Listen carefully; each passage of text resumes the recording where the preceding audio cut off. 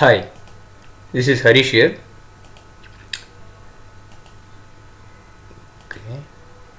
Welcome to DB2 LUW tips and tricks video tutorial part 97. In this video tutorial, I'm going to talk about how to take an offline backup of a table space at a table space level.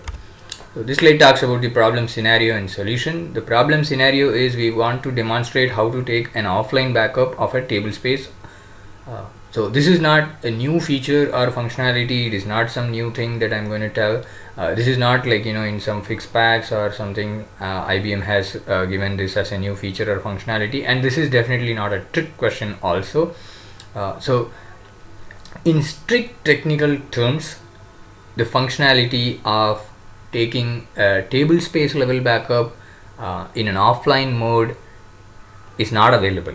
It's as simple as that. So I'm not at all saying that this is a new feature or functionality. This feature is not available in strict technical terms. Okay, so what is that?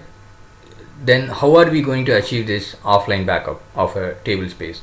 So in fact, if you look at the word offline backup, that there itself there is a small discrepancy, or I don't know what to call it as, but when you take an offline backup of the entire database, the database is actually not offline. If you just run this backup offline command and you issue the command list active databases, it is going to show you the database is active, right? So what they mean by offline is not actually the database being offline.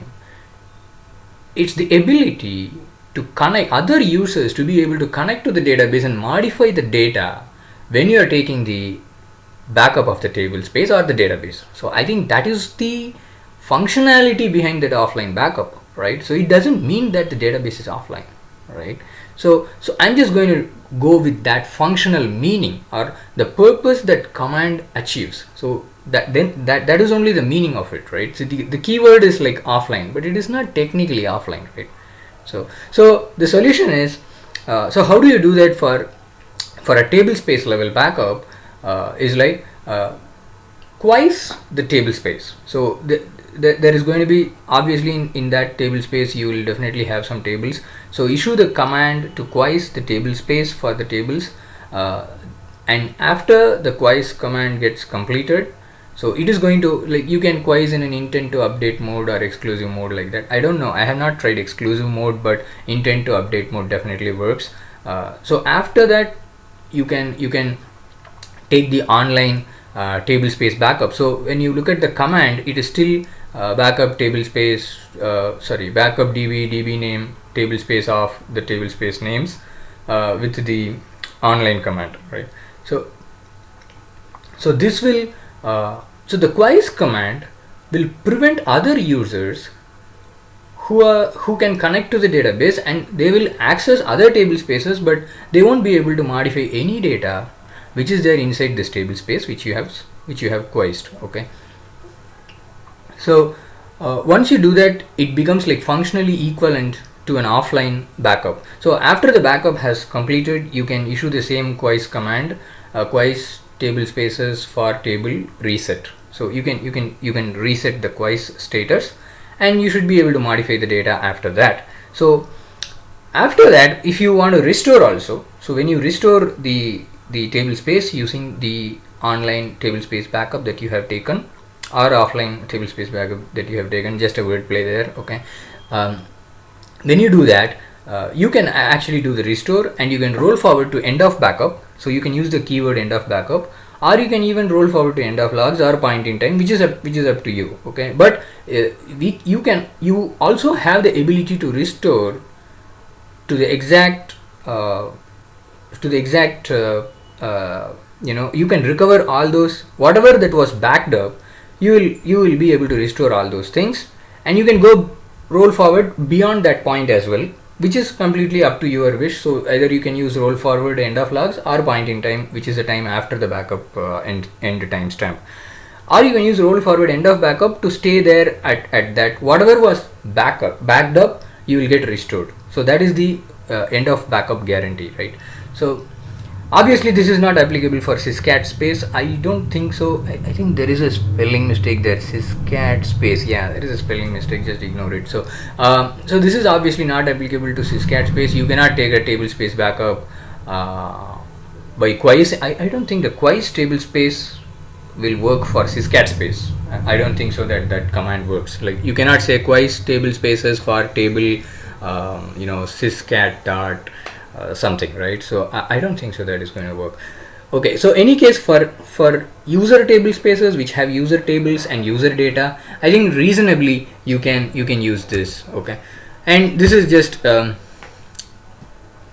this is not a word play, so I'm just trying to make, you know, the meaning of it. So if you just don't go with blindly offline backup, right? Just apply some meaning, apply some thought, then based on that, if you see, obviously yes, so you know, it makes sense. I felt like it makes sense. So as usual, let us go to the example. So let's look at the examples.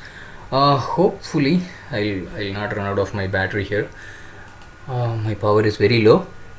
Yeah, so okay, so I have already connected to the database, and it is archival logging is already enabled. So I'm going to go and create this table, okay, in user space 1. Let me do that quickly. Enter. Done. Okay, then I'm going to run this is going to, like, in this t underscore log table, it is going to insert some huge number of records, okay, and issuing a commit, and again running, and I'm again taking the count of it. Okay, so let me just do it quickly. Okay, done. Okay, so 6,000 records are there, so you can this number is important, so you can just look at that. So 6,000 records are there. Okay, so I'll probably note down here, so 6,000 records. Okay, so we'll revisit that. Okay, now in app 2 I'm going to connect to the database, and I'm going to QUIESCE the table spaces for table t underscore log intent to update. So this is what I'm going to do. So go file, new tab, su-db2inst1, db2inst1, okay, connect to the database and QUIESCE. Done. So now you cannot insert anything here. So probably if I say db2 plus c double quotes insert into t underscore log values of 1 comma x, okay, I don't think so this is going to work. So the table space access is not allowed, it has been QUIESCed, right? So once the QUIESCE has occurred, so after that I am taking an online backup. Okay, so this is in app 3, so I'm going to go and again open a new tab. So su-db2inst1, db2inst1, done. Okay, take an offline so this is like a table space level backup, online backup, user space 1, but we have QUIESCed the table space, so nobody will be able to modify. So I have shown you that. So if insert is not happening, delete is not happening, update is not happening, who's going to change the data in that table space, right? Okay, so that is also done. So then after that, what I'm going to do is I'm going to reset the status. Okay, QUIESCE reset, go to app 2, okay. So if I reset, then obviously it's going to allow me to do further changes. So go to app 1 and do all the further changes, whatever, right? Go to app 1, do the changes. Okay, done. 12,000 records. So this is one important thing that we will note. So here it is containing 12,000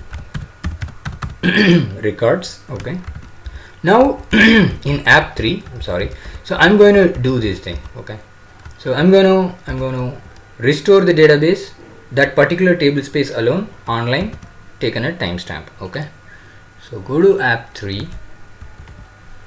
So the timestamp is important. So this is my backup that I have taken. Restore. Okay, so the restore is also done.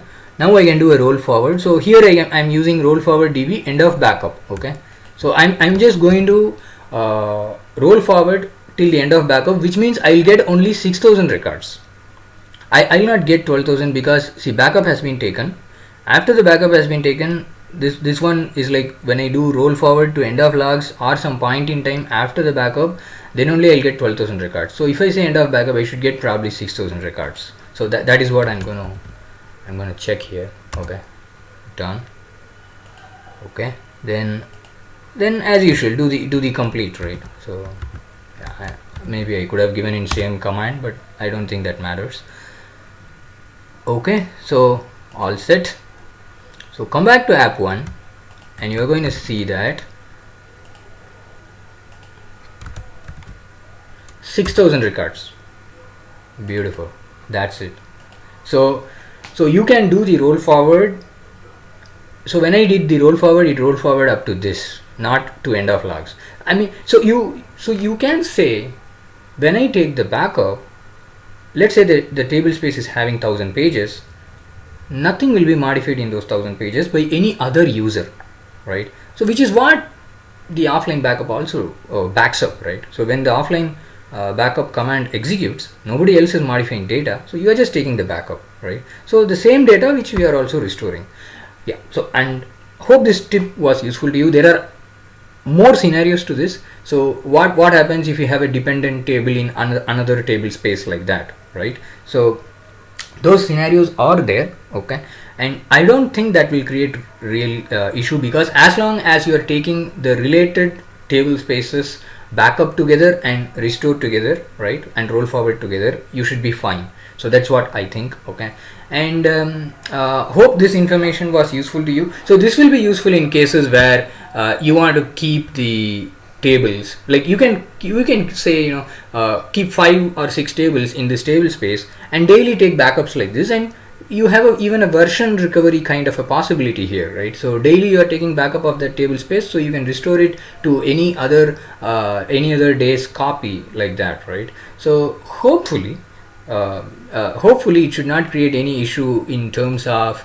the log chain. So like it should not change the log chain, but I'm not really sure. So that is again an advanced concept. So hopefully the log chain impact, the log chain did not change. So hopefully it should not create an issue. Okay, see, because if the log chain changes between backups, right, so you cannot use the previous backup with the current log chain like that. There should be some it can create some issues if you try to implement a strategy like this, but I don't think so. The log chain ID is changing. So you saw that, right? So the log chain ID is not changing, but then again I'm using Express C edition. I would say only exercise that caution. If you are seeing log chain ID changing between these table space restores and roll forwards, then probably there is a limitation that you need to consider as well. Okay, yeah, that's it. So hope this information was useful to you, this tip was useful to you. See you in the next video tutorial. Please subscribe to my channel in youtube.com/db2luw academy. That's it. So see you in the next video tutorial. Until then, bye bye.